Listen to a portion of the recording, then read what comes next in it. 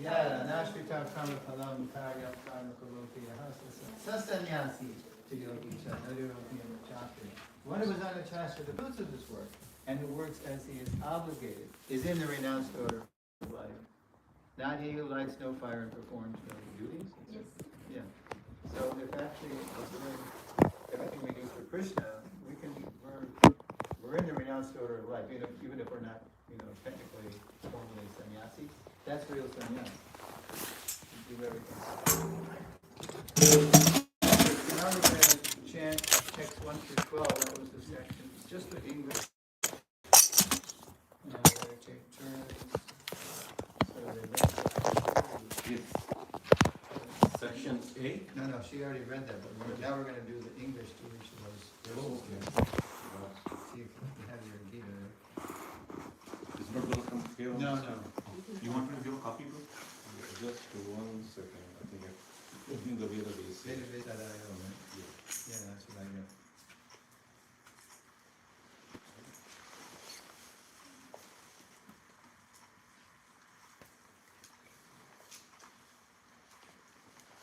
Text 1?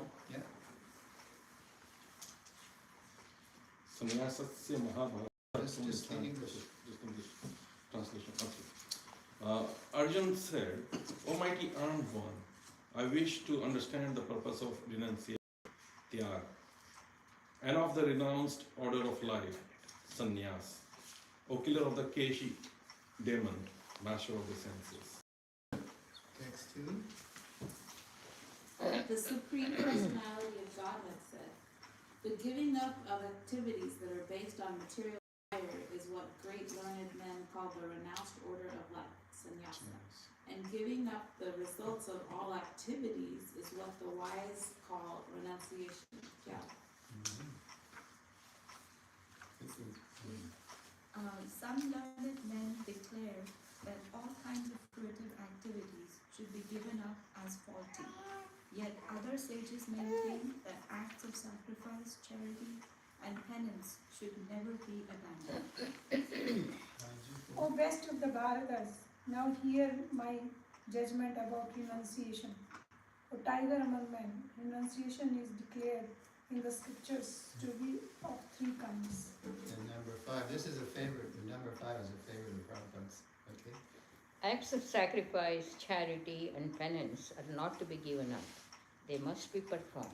Indeed, sacrifice and charity and penance purify, and even the great souls. All these activities should be performed without attachment or any expectation of result. They should be performed as a matter of duty. O son of Pritha, this is my final opinion. And 7. Prescribed should never be renounced. If one gives up his prescribed duties because of illusion, such renunciation is said to be in the mode of ignorance. Anyone who gives up prescribed duties as troublesome or out of fear of bodily discomfort is said to have renounced in the mode of passion. Such action never leads to the elevation of renunciation. And 9.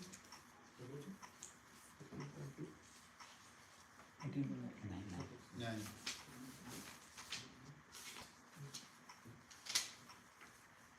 Only the translation. No, Sanskrit, English. Okay. O Arjuna, when one performs his prescribed duty only because it ought to be done and renounces all material association and all attachment to the fruit, his renunciation is said to be in the mode of goodness. The intelligent renouncer, situated in the mode of goodness, neither hateful of inauspicious work nor attached to the auspicious, has no doubts about work. It is indeed impossible for an embodied being to give up all activities, but he who renounces the fruits of action is called one who has truly renounced. All right, you're going to end the section now, number 12. For one who is not renounced the threefold fruits of actions, desirable, undesirable, and mixed, acrio after death. But those who are in the renounced order of life have no such result to suffer or enjoy. There's a big word in there. What does accrue mean? You know what accrue means? Like the results. Deposit. Add up. Add up. Yeah. Debt adds up. Accrue, you get, you receive, you get them after death. Okay, good. So that is section A, and then section B, Mataji. Okay, there we go. Section B, chapters 13 through 18. Summary, Jnana, sections 13 to 18. Right, that is, what did I have? I should have verses here. Anyway. Yeah, oh yeah, that's right. Yeah, the sections, the verses 13 through 18. I should have put 18. Okay. Okay, so we're gonna do 13 through 18, and we're all poised now with our translations, so I'll start with 13. I'm just gonna do through 18. Oh, mighty armed Arjun, according to the Vedanta, there are 5 causes for the accomplishment of all action. Now, learn of these from me. This is very interesting, since this is why the different factors of action. Haribol. Okay, remember the rule. 15. 14th. 15. Oh no, you're right, 14. The place of action, the body, the performer, the various senses, the many different kinds of endeavor, and ultimately the super soul. These are the 5 factors of action. Performer, various senses, This is going to be a challenge question, so. the object of action, endeavor. Okay. So we'll explore that more later. All right, so 15, Miley? Whatever right or wrong action a man performs by body, mind, or speech is caused by these 5 factors. Therefore, one who thinks himself the only doer, not considering the 5 factors, is certainly not very intelligent and cannot see things as they are. All right. 17.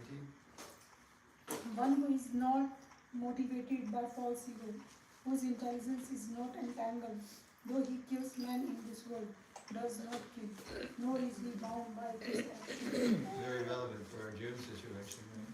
Just telling him to kill. Okay, and. Knowledge, the object of knowledge, Sure. and the knower of are the 3 factors that motivate action. The senses, the work, and the doer are the 3 constituents of action. Constituents, right? According to the 3 Oh, no, we're gonna start Stop a at new 18. section now. Before we do the. C. Section C, Yoga Ladder. Summary, the modes control all activities. 18.19 through 40. Okay, so that is the 19. According to the 3 different modes of material nature, there are 3 kinds of knowledge, action and performer of action. Now here of that one. Undivided spiritual nature is seen in all living entities. Though they are divided into innumerable forms, you should Understand to be mode of passion.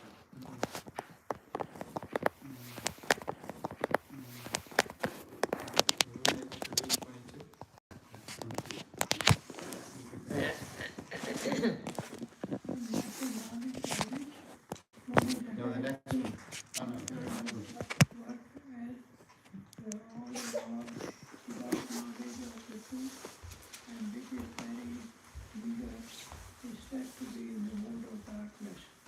Okay, and 23. That action which is regulated and which is performed without attachment, without love or hatred, and without desire for fruit or results, is said to be in the mode of goodness. But action performed with great effort by one seeking to gratify his desires and enacted from a sense of false ego is called action in the mode of passion. So you see how Krishna, he stated something in the beginning and now he's sort of spelling it out.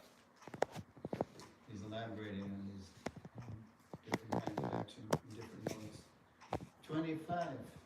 That the action performed in illusion is disregard of scriptural injunctions and without concern of for future bondage or for violence or distress caused to others is said to be in a mode of ignorance. 26. One who performs his duty without association with the modes of material nature, without false ego, with great determination and enthusiasm, and without wavering in success or failure, is said to be worker in the mode of goodness.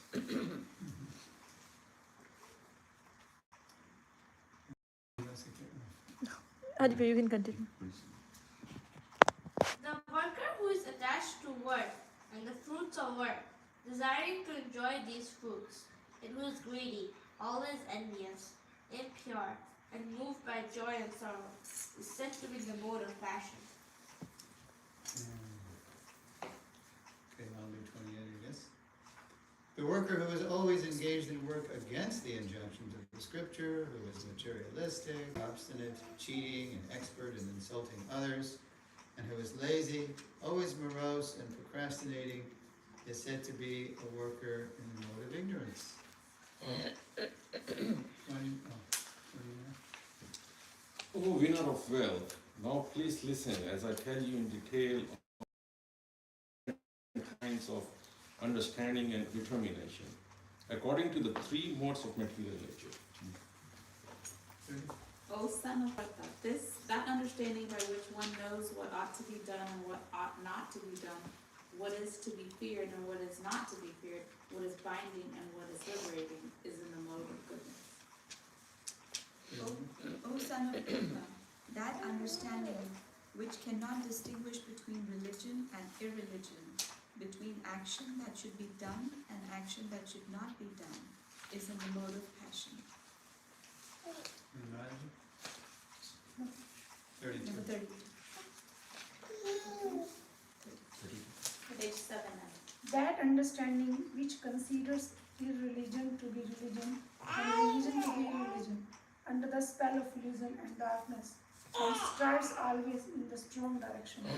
O Partha is in the mode of ignorance. O son of Pratha, the determination which is unbreakable, which is sustained with steadfastness by yoga practice, and which thus controls the activities of the mind, life and senses, is determination in the mode of goodness. But that determination by which one holds fast to fruitive results in religion, economic development, and sense gratification is of the nature of passion, O Arjuna. And that determination which cannot go beyond dreaming, fearfulness, lamentation, moroseness, and illusion. Such unintelligent determination, O son of Pritha, is in the mode of darkness. O best of Bharatas, now please hear from me about the three kinds of happiness by which the conditioned soul enjoys, and by which he sometimes comes to the end of all distress.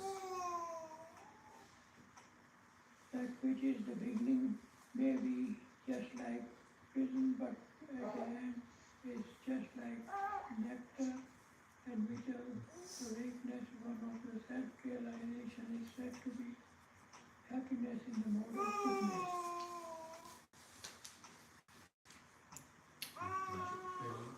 That happiness which is derived from contact of the senses with their objects, and which appears like nectar at first but poison at the end, is said to be of the nature of passion. And that happiness which is blind to self-realization, which is delusion from beginning to end, and which arises from sleep, laziness, and illusion, is said to be of the nature of ignorance. There is no being existing either here or among the demigods in the higher planetary systems, which is freed from these three modes born of material nature. Okay. That about covers it. Everybody is affected, even the demigods are affected by the modes of nature. the sections, and now we're going to look at some of Prabhupada's favorites in that section. That's 40 verses, and there's relatively few in this first. Let's see what we got here. Yeah. 1, 2, 3, 4, 5, 6, 7. Only 7 in this 40-verse section. So I'm going to read the Sanskrit, and then we'll take turns doing English. I got this on Google. This is not a BBT painting, it's Google Images. Oh. 18.5. Yogyadana tapakarla natyajyam karyameva tat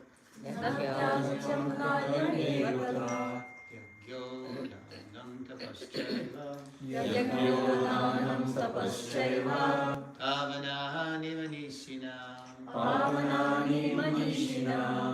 Let's see, it was your turn. Acts of sacrifice, charity, and penance are not to be given up. They must be performed. Indeed, sacrifice, charity, and penance purify even the great souls. Okay. And oops. Why did I do that? I just fixed it too. Maybe because this is different. Okay, so this is 14. Adhishtanam tata karta. Adhishtanam tata karta. Karanam chapitam vidham. Karanam chapitam. Vividhas chapitam cheshta. Vividhas chapitam cheshta. Daivam shaivatra panchamam. Daivam shaivatra panchamam. The place of action, the body, the performer, the various senses, the many different kinds of endeavor, and ultimately the super soul. These are the 5 factors of action.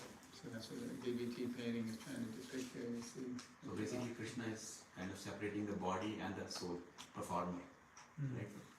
Well, there's the ultimate factor in the middle, there's the super soul. Yeah. And there's the others with different senses, the ears, the eyes. Okay. So when, Prabhuji, I have a question here.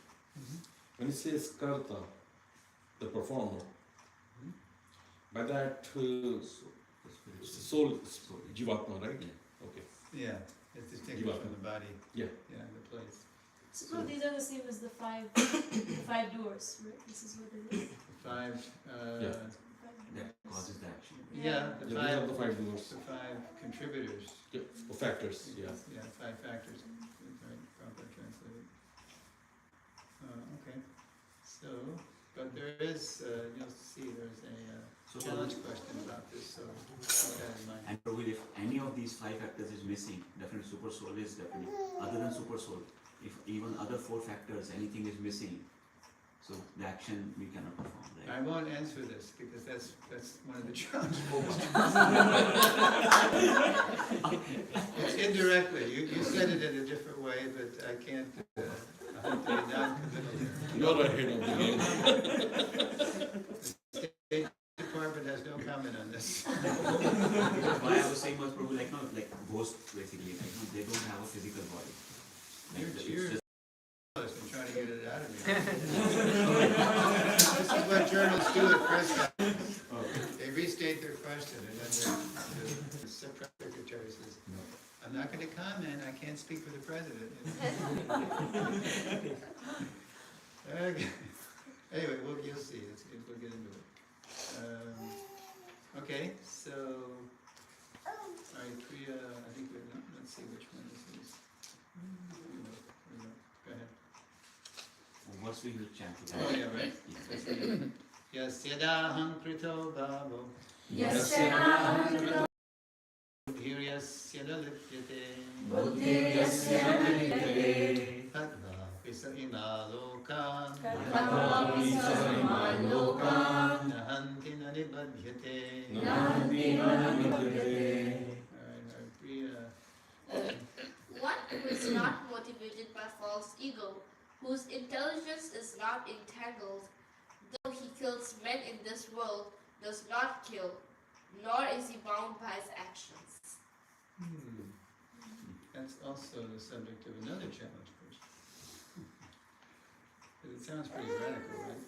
But it's true, and we're going to see how it's true. Yeah. Okay. It's like a small child. Well, who don't doesn't know give it anything. away. Write about it. Okay. Write about it. All right, this is 33. We can jump all the way over to 33. Dhrityaya dharyate. Dhrityaya dharyate. Mana pranendriya priyaha. Mana pranendriya priyaha. Yogena vyabhicharinya. Yogena vyabhicharinya. Dhritiksa partha sattviki. Dhritiksa partha sattviki. Is it my turn? Yes. O son of Pritha, that determination which is unbreakable, which is sustained with steadfastness by yoga practice, and which thus controls the activities of the mind, life, and senses, is determination in the mode of goodness. Dhriti. Yeah. Dhrita. That's where the definition of the dharma comes from. Dhriti. That which is taken upon. Dhriti. Okay, and now we're going to do Yes. 37. Let's see, this is Narendra's. Oh, well, first we're going to chant. Yataragre Vishamiva. Yataragre Vishamiva. Pariname Pritopamam. Pariname Pritopamam. Sukham Satvikam Proktam. Tatsukam Satvikam Proktam. Atma Buddhi Prasadajam. Atma Buddhi Prasadajam. That which in the beginning may be just like poison, but at the end is just like nectar, and which awakens one to self-realization, is said to be happiness in the mode of goodness. Confirmed by iPhone. All right. And now we go to, I think it's 38, yeah. Vishayendriya Samyoga. Vishayendriya Samyoga. Yattadagre Mritopamam. Yattadagre Mritopamam. See, that's a little. Pariname. You see, combine agre with m. Agrim. Yattadagre Mritopamam. Yattadagre Mritopamam. Pariname Vishamiva. Pariname Vishamiva. Tatsukam Raja Sanskritam. Tatsukam Raja Sanskritam. That happiness which is derived from the contact of the senses with their objects and which appears like nectar at first but poison at the end is said to be of the nature of passion. And one more.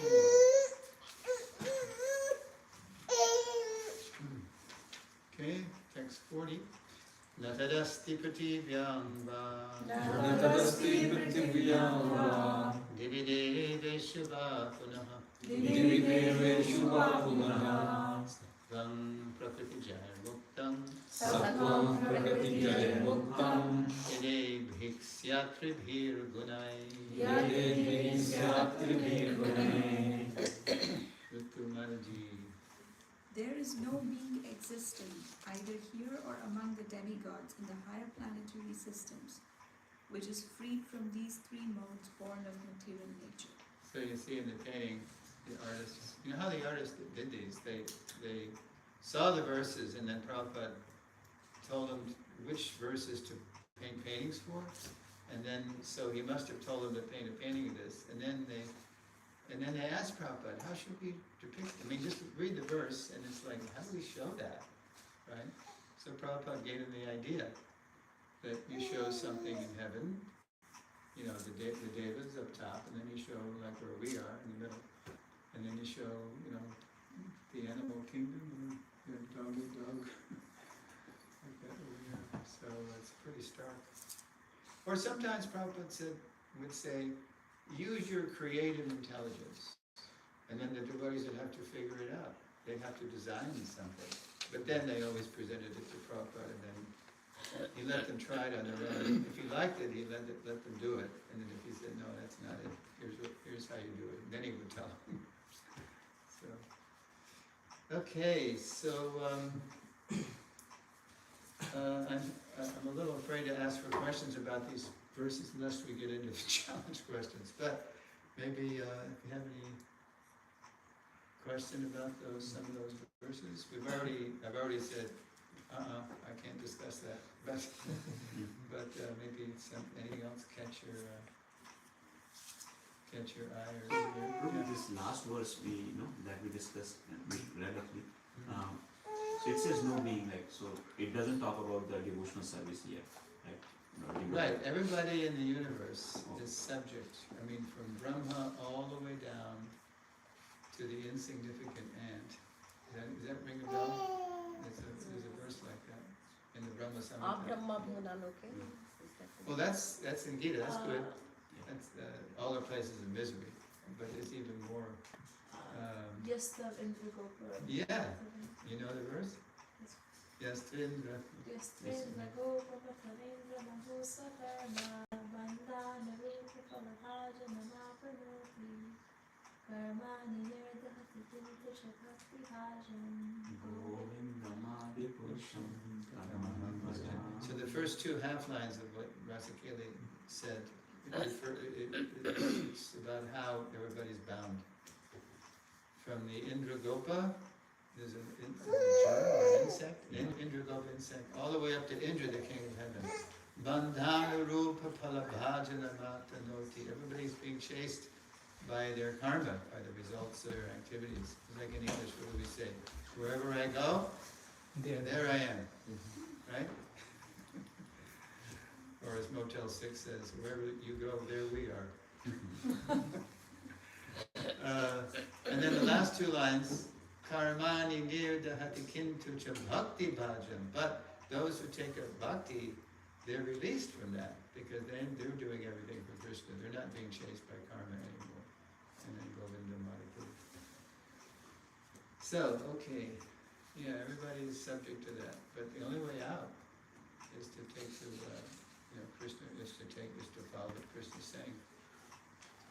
Okay, so now we're going to look at the challenge questions, unless there's any more answerable questions from the focus verses, favorite verses.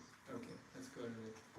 Oh, well, I fixed this before I came. I wanted to do it gradually, but I think it's because this machine doesn't have the same PowerPoint program I do. It just put it out all at once.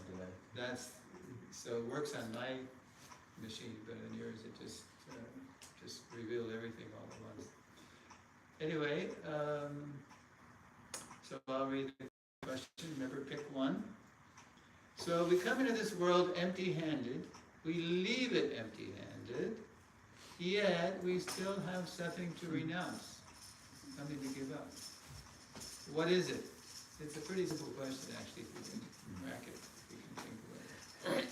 So we come into the world naked, right? Nothing. We leave it. We can't take anything with us. But we still have something to give up. So think about it and write about it. All right. Number 2. Of the 5 factors of action, here we go. Lord Krishna identifies in Gita 18:14. Which one is decisive? You know what decisive means? No. And why? Which of those factors is the most decisive? Most important. That's right. Yeah. Most crucial, most important. Very good. Okay, so so you can write about that one. I think work it out if we're just going to write about that. We already gave it away. Number 3. So don't just say which one, but then you got to explain it too. So in Gita 18:17, here's another one. Lord Krishna says that a person who is not motivated by false ego, even if he kills someone, is not punishable. Now, similarly, sometimes a person is not punished for killing someone because he was judged to be, quote, temporarily insane. That's actually a legitimate plea that a lawyer can make for his client in court.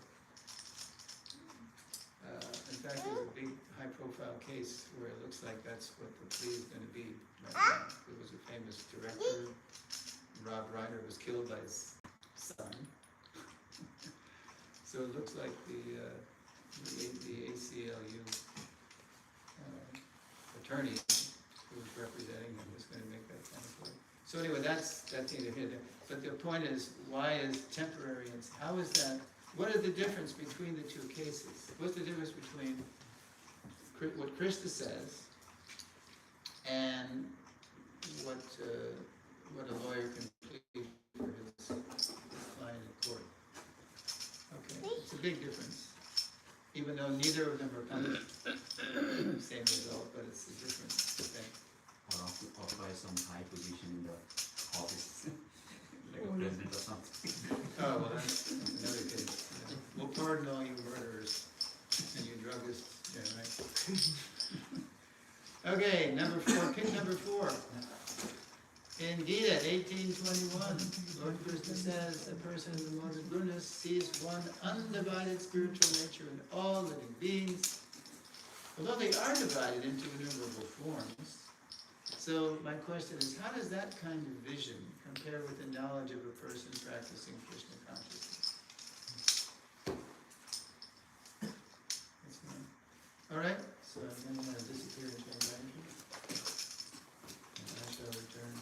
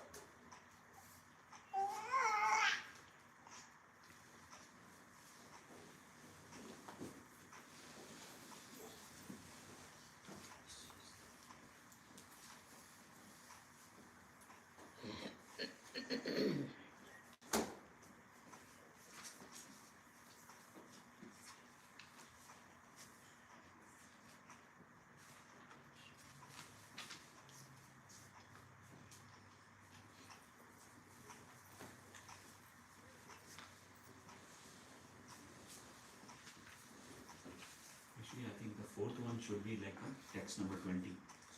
This little.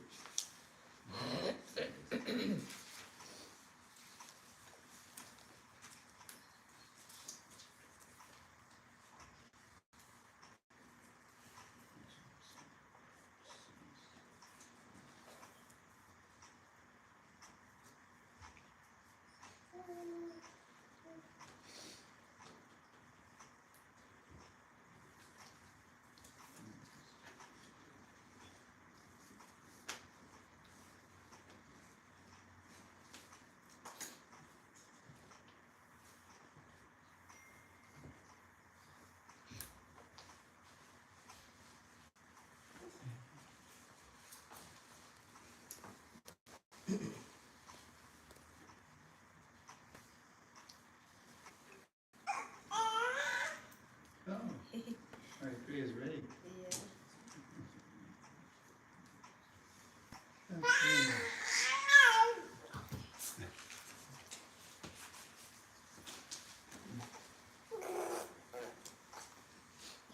All right, did anybody tackle number 1? Yes. Yeah, wow, we have a lot of takers. All right, and you did too. Okay. So we'll give we say ladies first in the West. So one thing we should renounce is our attachment to the results of an action that we do. So any actions, if we renounce that, we should. That's true. I was thinking of something a little simpler, but that's certainly true. Okay, and you, Prabhu? We don't come empty-handed, but we come into this world carrying reactions from previous births. And reactions of Kam, Krodh, Lobh, Moha, Mada, Matsarya is what needs to be renounced through satsang, giving up desires and obtaining spiritual knowledge. It is easy to renounce this collection of material reactions, sangha, by following due process. Okay, Kam, Krodh, Moha, Matsarya, that is last.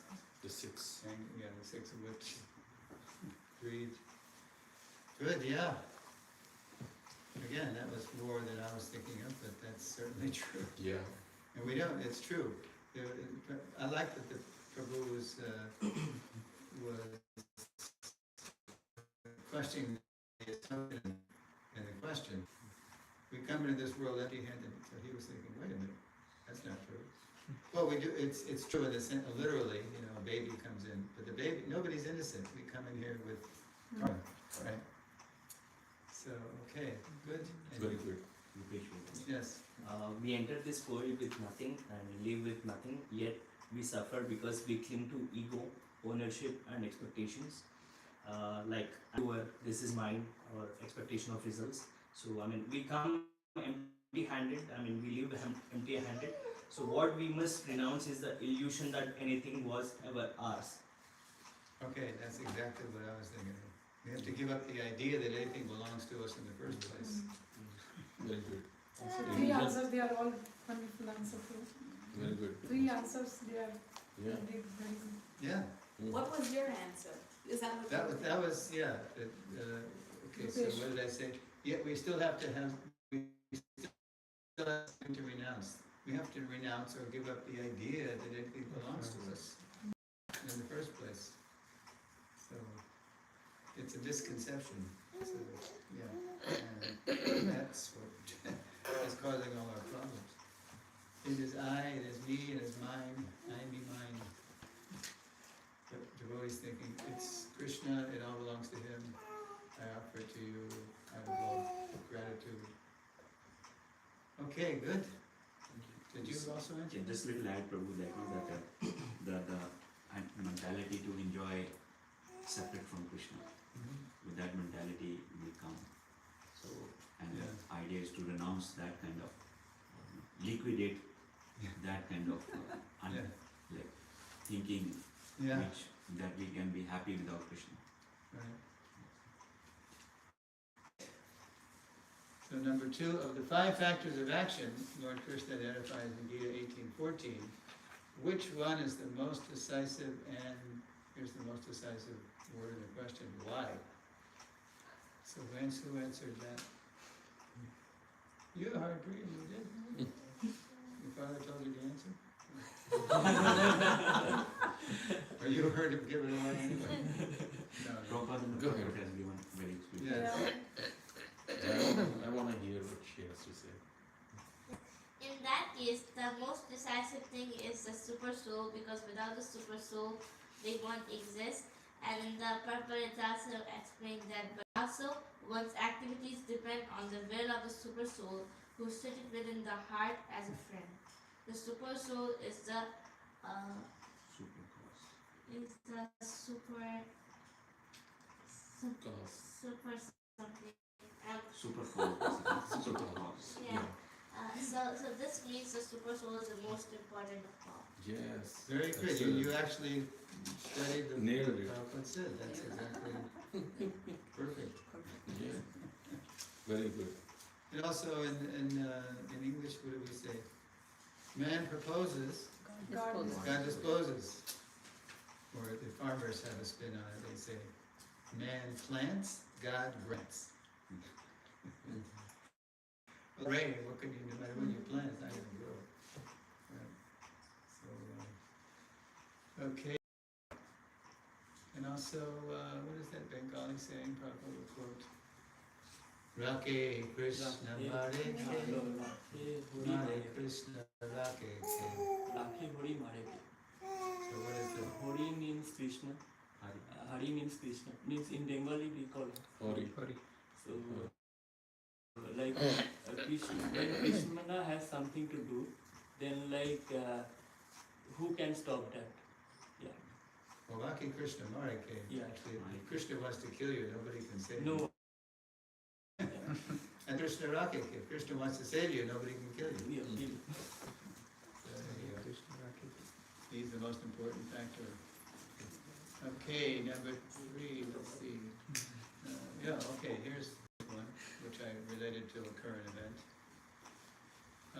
In Gita 18:17, Lord Krishna says that a person who is not motivated by false ego, even if he kills someone, is not punishable, which again was very relevant to Arjuna's, because Arjuna was afraid of sinful reaction. Similarly, sometimes a person is not punished for killing someone because he was judged to be, quote, temporarily insane. What is the difference between the two cases? Did anybody try that? Well, let's see if anybody. You did? Okay, Ritu. Okay, so generally speaking, in the material sense, killings are an act of cruelty, violence, and generally when people kill, they kill out of a feeling of enmity, enviousness, rivalry, to inflate their own false ego for personal and material gains.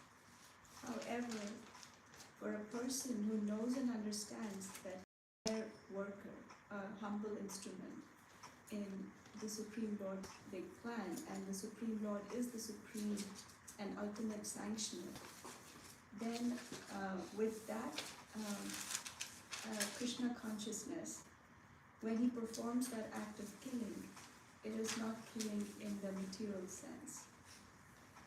And this is explained through the example of Arjun, because once he understands Krishna's message, he knows that that he's fighting in order to please Krishna, and to it's a service that he's doing towards him, and he becomes ready to fight. Krishna knows best. Now, in the first part of the analogy, I don't know if you answered the question, because you said when you were thinking we're the doer, that's wrong. But you didn't answer the question about what about if somebody's judged to be temporarily insane. Did you address that in your answer? Temporarily insane. Yeah, that was the question. So in both cases, whether you're absolved because you're fighting under Krishna's direction, Prabhupada gives the example of a soldier who goes and he kills in wartime, and he's given a medal. But if he comes back home and he kills even one person on his own account, he's hanged, Prabhupada says. So, what's the difference between somebody who's judged temporarily insane and somebody who's also not punished, and therefore not punished because he just was temporarily insane. That's the defense. That's a legitimate defense. And somebody who's not punished because he was doing it for a higher cause, like ultimately Krishna's cause. So And probably people will have problem also with certain group of people killing other groups of people just by following the orders of an insane person. And I'm talking about Hitler. So if Hitler is telling his people to kill other people, that's wrong too. yeah, that came out in the trials, in the war crimes trial after World War II, Yeah. the Nuremberg trials. Adolf Eichmann, Hitler's henchman. He had so many henchmen. But that was his defense. I was simply following the Führer, and that was his order. I was just doing my job. That we the final solution to the Jewish problem was we just exterminate them. And so he was, and he was caught after years in South America. Argentina. Yeah, Argentina. Yeah. So it was not accepted. So that was, but that's not temporary insanity. Yeah. That's still not temporary insanity. So what's the temporary insanity defense that's different from? Some kind of mental illness or something. Let's see, because you already spoke. Let's give Rasakali a chance. Yeah. I'm not familiar with the exact term, but what I said, my answer is, Okay, hold on. Let's see. Can you give her? Let her speak. I said, yeah, and so I said, even though the victim might be able to escape punishment, he's still guilty in the eyes of material nature, and will have to spend the end of his life, or possibly even in. That's true, but again, it's. Yeah, it's I'm very not. question. All right. Yeah. So there is just another angle for this is that let's say a small child like him, without knowing, kills somebody. But he's not insane. He just was small. He's just small. So what about He just somebody? doesn't know anything. What about Nick Reiner, who stabbed his parents to death? Very ghastly. It was like a ghastly murder that happened, in December. And still, that's what they're going to plead, temporary insanity. So what's the difference between legitimate temporary insanity and legitimate fighting for Krishna? What's the difference? Okay, go ahead. I don't know whether it will be exactly the answer. Yeah, in Mahabharata battlefield, Arjuna killed his family members, like the enemies, under the instruction of the superpower, Lord Krishna. This was done to bring dharma back, a battle needed for the rise of good over the evil. So this was done not motivated by false ego, so it is not punishable. Likewise, in the battlefield, if the soldier kills the enemy under the instruction of his superior officer, it will not be treated as a crime and not judged by any court. But sometimes the offender was not judged for being temporarily insane, but the offense he did was not done by the instruction of Krishna, and it was done due to a lack of Krishna consciousness. And if someone fakes to be temporarily insane to just fool the judiciary system, then although for some time instance he will be relieved, but he will be judged later by the super soul with the respect of the karma done by him. Yeah, which is true. You can escape. You might be able to cheat the laws of man, but you can't cheat the laws of God. So the fundamental difference between somebody being judged temporarily insane and somebody and therefore not being punished, and somebody also following Krishna's order, is who the person is following. When we follow Krishna, then even if we're Just like Lord Jesus Christ. He was crucified, but he wasn't guilty. He even said, as Prabhupada quoted, he said, "Forgive them, Lord, they do not know doing." I mean, that's the tiksha karunika suri bansar. That's being tolerant and saintly to the ultimate degree. Now, somebody who's judged temporarily insane, I mean, the prisons of this world are full of people who he might have done something abominable because they heard a voice that told them to do it. And that voice is the mode of ignorance. It's taking instructions from some ghostly, authority. So when we have temporary insanity, that's true. Somebody might have temporarily been overcome by passion or whatever, and thought that they had to do it. Just like there was a case in the 1960s when I was growing up. There was a case of, anybody ever heard of Charles Manson? Mm-hmm. He was California. He was a maniac. Yeah, he was a maniac, and he had this cult called the Family. And everybody in the cult followed what the leader, Charles Manson, said. So Manson had a vision that his guests, which included one famous Hollywood actress named Sharon Tate and Bianca, I forget, Bianca Tate murders, should be killed. And so they were killed because everybody was following this cult leader.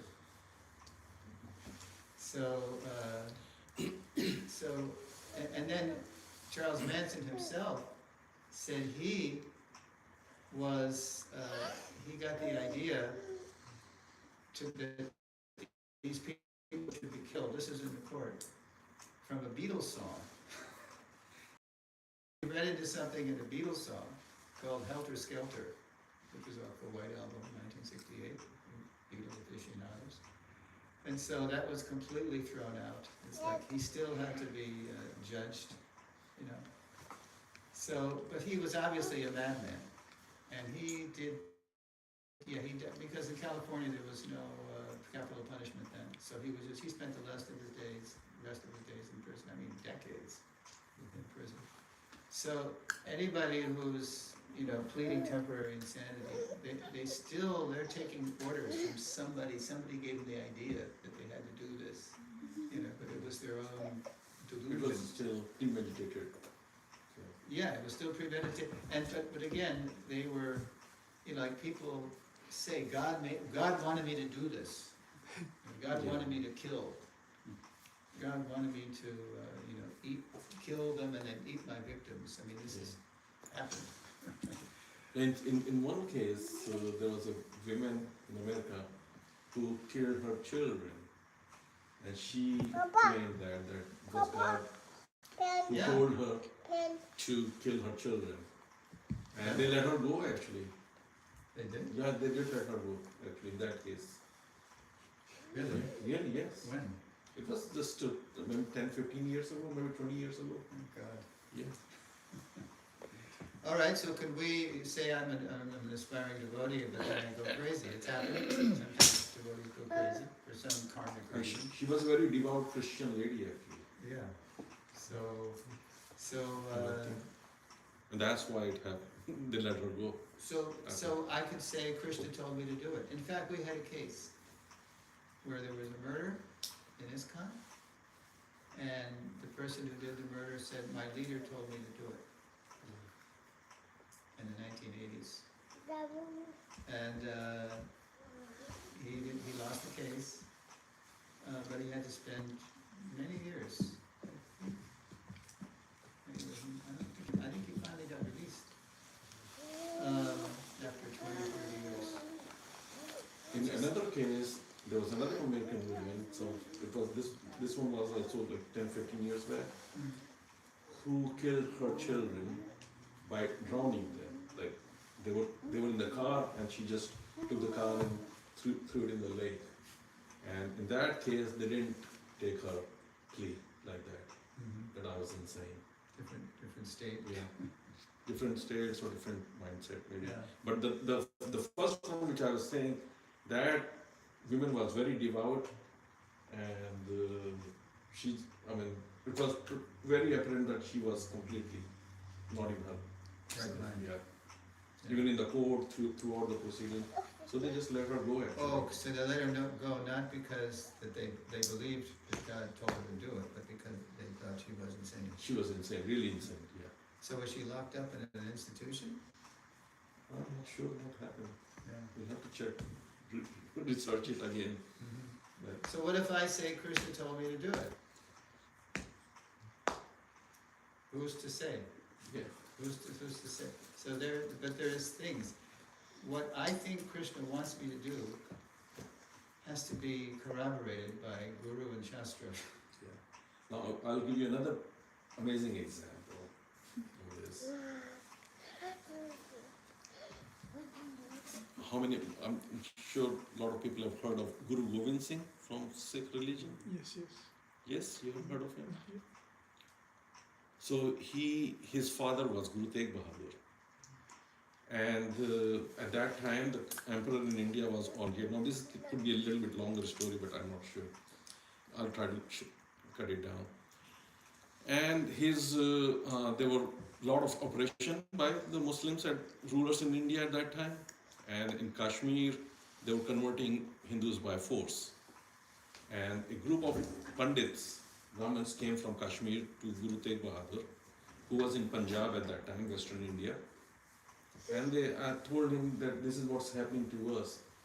Can you go and talk to the emperor and relieve us from this pressure? What was happening to the Brahmins, you mean? Yeah, Brahmins. So what were they doing with the Brahmins? They were converting them by force, telling them that either you convert or we will kill you. Oh, okay. And all of this was going on in Punjab and that area continuously for 500 years. So this is a small community of Brahmins left in Kashmir now. They came and Guru Tegh Bahadur, he heard them. His son, who was only 9-year-old, was standing right there. And Guru said that this will take martyrdom of some great person to change this thing. Like this attitude of the king, or it will take it. Martyrdom of someone great. And Guru Gobind Singh, 9-year-old, he said to his father that who other than you, who else can be that person? So Guru Tegh Bahadur, he went to New Delhi, to the court of Aurangzeb.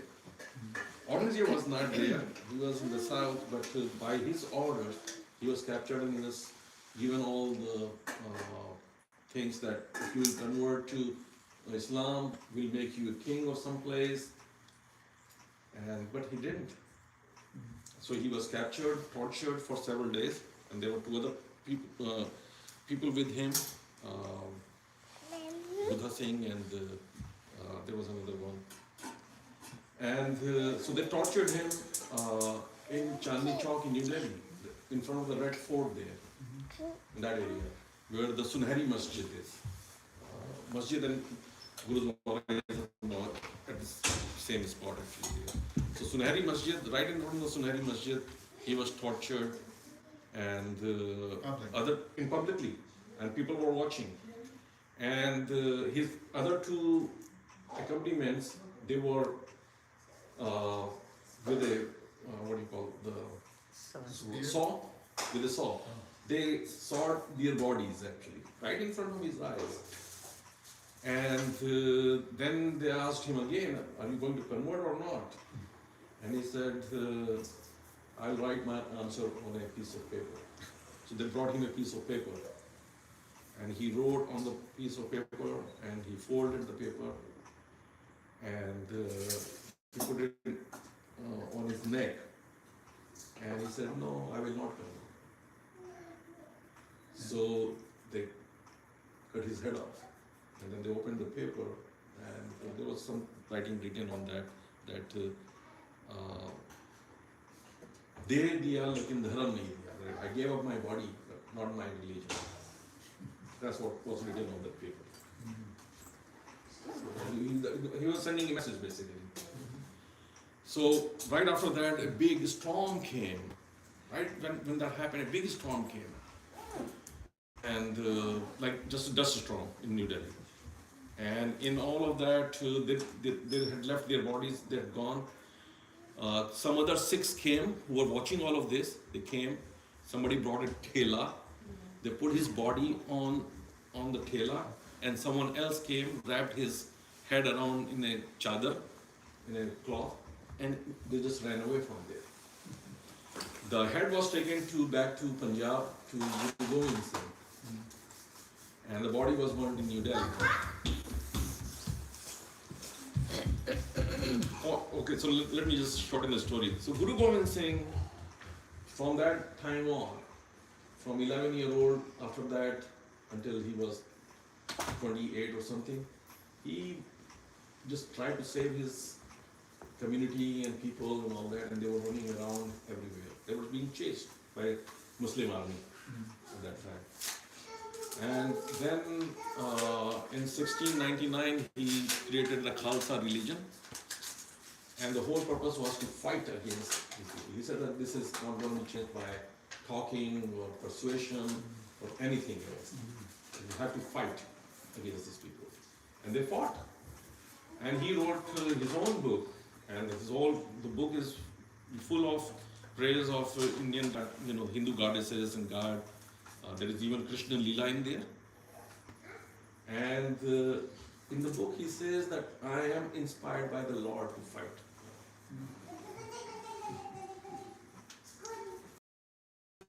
They changed the scene in the next 200 years. Completely removed the Muslims from the power. Yeah, that's true. Yeah, the British came in. And then British came in and they just they fought in front of the British.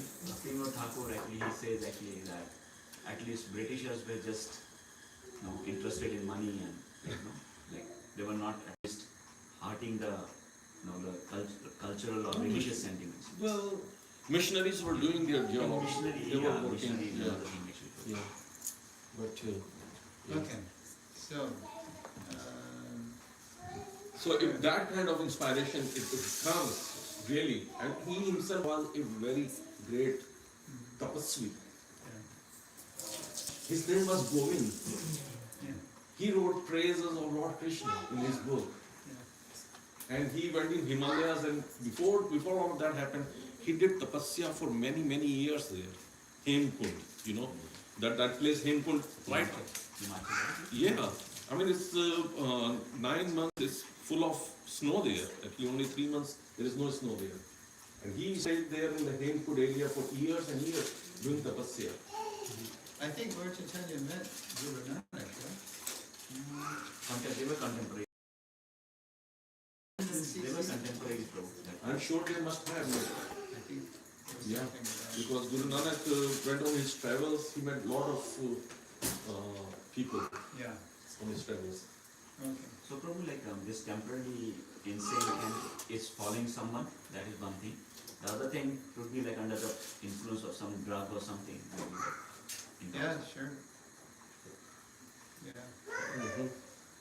But it's not transcendental. There are reactions. Unless you can, yeah, that's, like the Prabhupada, why did he come to the West? He came on the order of his Guru Maharaj, who knew that his father, Bhaktivinoda Thakur, wanted the teachings spread not only around India, but around the whole world, because Mahaprabhu had prophesied 500 years earlier, Patiti Achiyata Nagarati Gram, that my holy name, Krishna's holy name, would be sung in every town and village of the earth, all over the world. But Bhaktivinoda knew about that prophecy from the Chaitanya Bhagavat, but he also knew that it wasn't happening, right? It wasn't happening because the British were there and they were stifling, they knew that the only way to control the Indians was to break their faith in their Shastra, break their culture. And so, although they were good managers, they pretty much convinced a lot of the Indian aristocracy that Vedic ways are backward. And then really, Shakespeare and the Bible are the be-all, the end-all of literature. And really, we should convert them all to Western civilization, Western ways. But Bhaktivinoda Thakur knew that the only real cure to the ills of the world was to put the vision of the sages and saints of India on the back of the advances that the Westerner had made. It was Anda Pangu Nyaya, this Anda Pangu Nyaya, the logic of the blind man and the lame man. So the layman is in the West, in previous times, was considered to be the Indian who was poor, been made poor by being under the boot of the British Raj. But he's on the back of the blind man, the Westerner, who's the blind man. He's really strong, but he doesn't have any vision. He doesn't have any vision of the purpose of life. He's simply trying to exploit the resources of material nature. So Bhaktivinoda wanted his son to spread it, to revive Krishna consciousness all over India, which he did. But then he also wanted him to take it outside of India and start spreading it all over the world. He got as far as Europe. He sent a few disciples to Europe. They didn't have much success because they weren't surrendered enough, like Prabhupada was. So when Prabhupada came, he was totally surrendered, elderly, no money, no friends, nothing, and he created the whole Hare Krishna movement, just out of purity and empowerment. And then he traveled 14 times around the world and spread it all over the world. So that's where he was getting his authority, from Guru, Sadhu, and Shastra. Whereas a person who's, insane is getting his authority from somebody in the mode of ignorance. Okay, let's just do the last one, and we're getting kind of close to one. So let's see if anybody tackled this. In Gita 18:21, Lord Krishna says a person in the mode of goodness sees one undivided spiritual nature in all living beings, although they are divided into innumerable forms. How does this kind of vision compare with the knowledge of a person practicing Krishna consciousness? It's a little similar to what Manaji was talking about, goodness and pure goodness. Or was that you, or was it Sanskrit? I forget. So what's the difference between, because 1821 says that. It's 1820 basically. 1820, was it? Oh, I grouped on the number. No. Okay. So the vision of someone in the mode of goodness is you see the undivided. What does that mean? The undivided in the divided. Anybody know what that means? It's also the same as Gita 5:18. The humble sage, by virtue of true knowledge, sees with equal vision, samadarshana, a learned and gentle Brahmin, a cow, an elephant, a dog, and a dog eater, an outcast. So the bodies are obviously different. But what is the humble sage seeing? What's the undivided? He's seeing the Atma, he's seeing the soul, right? Seeing the spirit. So what's the difference between that and a person who has knowledge of Krishna, practicing Krishna consciousness? Anybody try that one? Did anybody do that one? Prabhupada gives little hint in the purport of Yeah. 1920, where he says that the mode of goodness influence, that is kind of impersonal, versus like Krishna consciousness is like a more personal kind of thing. So like little bit, like, it's not like still actually fully clear as such to me, but Prabhupada does say that, I just wanted to kind of read that. He says that one superior nature, living force, is present. So such a person in the mode of goodness, Prabhu. So he says, so to see that one superior nature, that living force in every body, is to see in the mode of goodness. That living energy is imperishable, although the bodies are perishable. Differences are perceived in terms of the body. Because there are many forms of material existence in conditioned life, the living force appears to be divided. Such personal knowledge is an aspect of self-realization. Yeah. So basically he's treating it to be like they have a vision which is kind of transcendental. It's Brahman realization. Brahman. So how is that impersonal thing probably, this understanding? Yeah, that's good. It's called Brahmavadi. It's the difference between Brahmavadi and Mayavadi. Mayavadi means an impersonalist who directly is a criticizer or a blasphemer even of Krishna. But a Brahmavadi, and there's many Brahmavadis, like the four Kumaras were Brahmavadis, Sukadeva Goswami was a Brahmavadi. Even Ramanujan Yeah, sects okay. are Brahmavadis. You take it Brahmavadis, yeah. But then they Swaminarayan also. but then they developed, and they heard about Krishna, and their vision went from being Brahman realized to realizing the Supreme Brahman, the personality of God. Yeah. Here's a kind of joke which illustrates the whole thing. This is a funny story. There are three transcendentalists walking in a forest. A jnani, a yogi, and a devotee. Fellow transcendentalists. They're walking in the forest, right? So, all of a sudden there's a tiger that appears in the forest. Right? And so the jnani, he's like the Brahmavadi, he's meditating on how within that body of the tiger there is the spirit soul. Right? And while he's meditating on that, the tiger eats him. And then there's the yogi.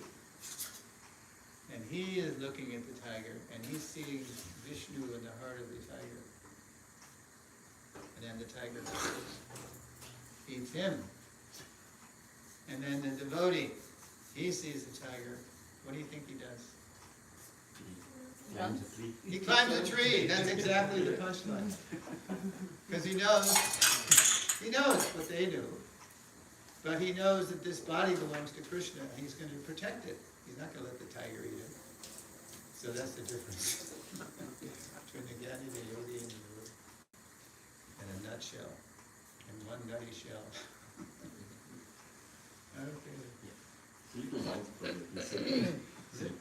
So when he sees that on the same supreme energy of love, like soul, that is in every body, that still is impersonal kind of thing, bro.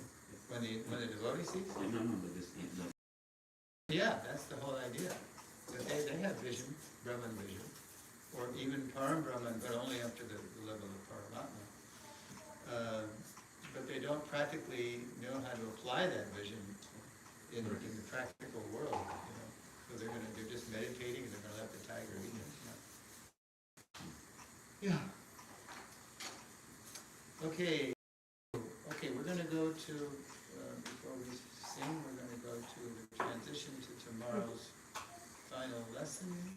And who would like to read? I just have a quick question regarding the last question we had.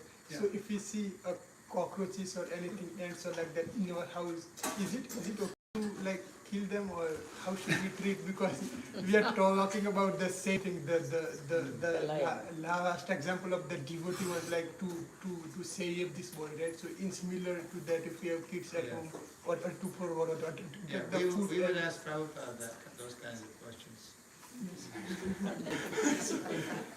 And Prabhupada, he would give different answers. He would say, the reason you have cockroaches is because you're not keeping the place clean. They only come where there's, where there's food, or, so you gotta keep everything, just like I'm sure, in Maharaji's kitchen, she's keeping everything very clean and then locked up in jars and, right, Maharaji? Trying to. So bugs can't come. Right. Now, for example, in Tucson, where I live, we have a restaurant right in the temple. This is the same building. And we try our hardest to keep the place clean. But it's an old building. And so they get in, these critters. I mean, not what to speak of cockroaches, even mice. So once a week or once a month, we have Bruce Terminix or whatever the guy is, come in and do the spray, just to, kill them, because it's, sometimes it gets to be them or us, what Yes. we do, But you do, as far as possible, you try to avoid it, Because they come inside and they get on food or whatever things like if you have Yeah. small kids at home, yeah. So So you can't be lazy about it and just, Here's another story. So it's India and Mayapur, and in Mayapur the mosquitoes are pretty wicked. Right, coming off the Ganga, right? So therefore, especially in the season, when it gets warm, then everybody's under mosquito nets, right? And there's a way to do it, there's a way before you close the net, you gotta get all the mosquitoes out, right? But sometimes you can't. Sometimes one or two are still in there. And so Shruti Kirti, my brother, who was one of Prabhupada's favorite servants, because he knew he was a good cook, and very humble, and he never argued with Prabhupada. And he always anticipated Prabhupada's needs. He didn't have to wait to be told. He knew what Prabhupada wanted even before he asked him. Prabhupada said, that's first class serving. So he was under the net with Prabhupada. And all of a sudden, they heard, the sound they made, right? And so Shruti Kirti said, so Prabhupada, what should I do? And all Prabhupada did was, he went like this. In other words, we're never getting this guy out, we're never going to sleep, so just when you hear it, just... Now they're a little more sophisticated. When you go to Mayapur now, you have these things in the room, you plug in, those things. With a little, it gives off a smell or something. And they hate it. Yeah. But still, you have to know how to do it, have to put it in. We do some, we have groups here, so we have the mosquito group, that is Ayurvedic, so it will not affect it. Yeah, but even with this, what I'm getting at, even with this contraption, when you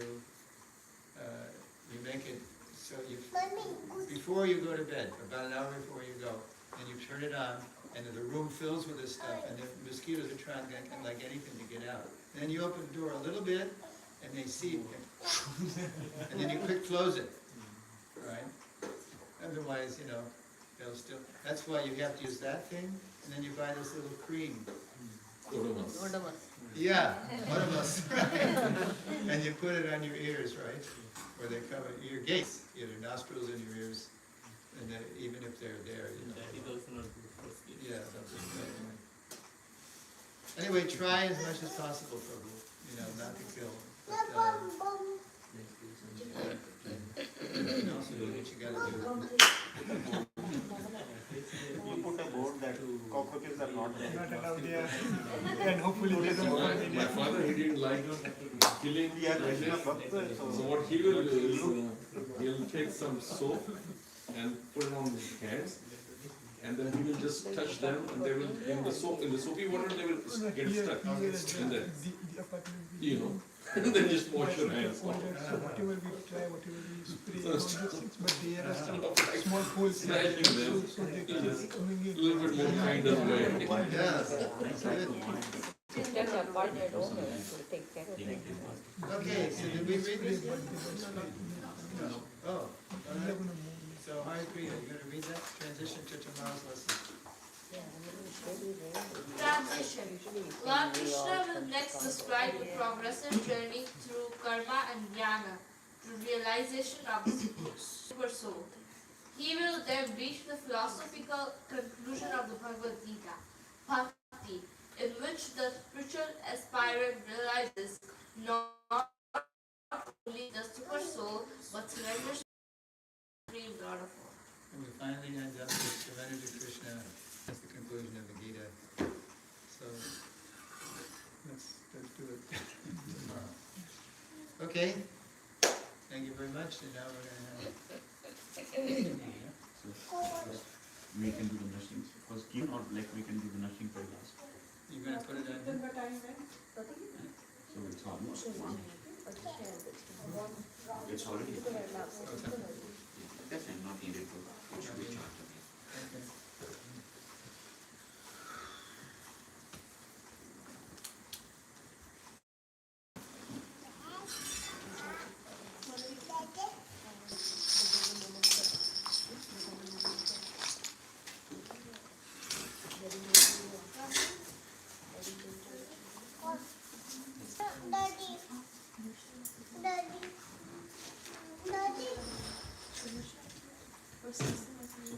What we should do first is nursing prayer, Prasadam prayer, Krishna, and or Kirtan first, and then we can, while the offering is going on.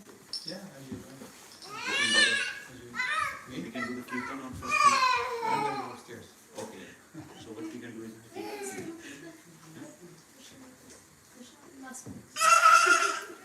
yeah. Hey, Joe, too.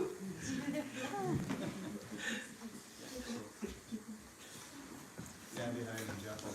Yeah, so we will do the Kirtan first, and while the offering is going on, and then we will do the last, the nursing prayer and the Prasadam. Oh, you need somebody to do it. No, it's not here. I'm going to do it. Yeah. So I will do the offering.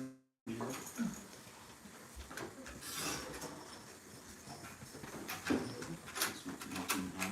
Later we will do it.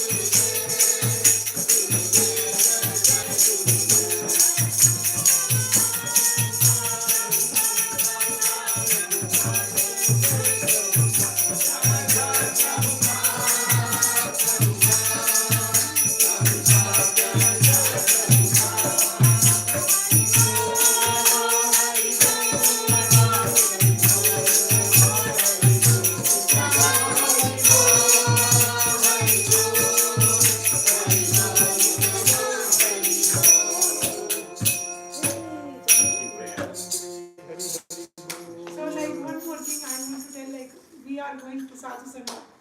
Rituji, Ravindra Prabhu, we and Haresh Prabhu and their family. So we are going there. It's a big 4,000 devotees will be coming there, and we have this kirtan going on for 4 days. So if anybody of you like to please join us, it will be on the Memorial Day weekend in the May. New Orleans. New Orleans this time. New So it's very nice, like 4 days, like just like if you are four of you together, you can stay in one room. This is like $300, $350 for one person, and you can stay in prasadam. Everything is there for 4 days. So it's like it's very nice event. So if you go once, then you won't stop. We have that experience. We too. So we always go. So we ask from like it's such a nice. So amazing. New Orleans. May 21st, around May 21st, that long weekend, yeah, that long weekend. Yeah, it starts on Friday. So you both can and join ends as well. Monday morning. Monday is off, so everybody can come back. Yeah. Tuesday. If I'm not in India, then I'll definitely join. But you can go back to like Nashim Prana. You can yeah, one more back. Smiling at you, yeah?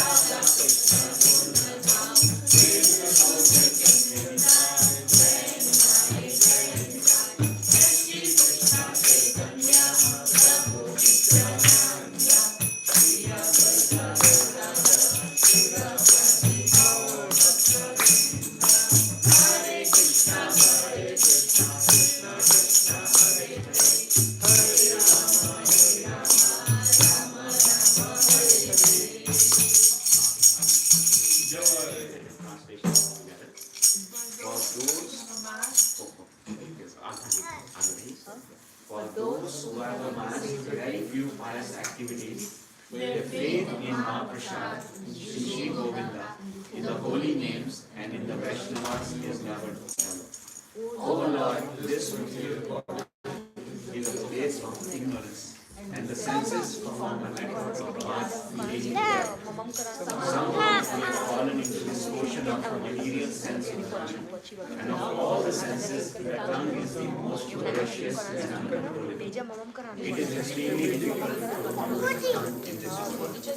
But you, dear Krishna, are very kind to us and have given us such a wonderful prasad just to help control the tongue. Now we take this prasad to our full satisfaction.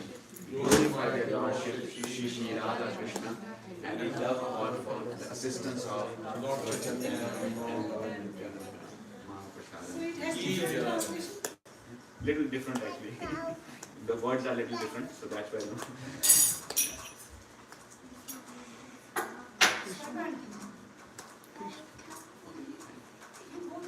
Krishna. This is also yours.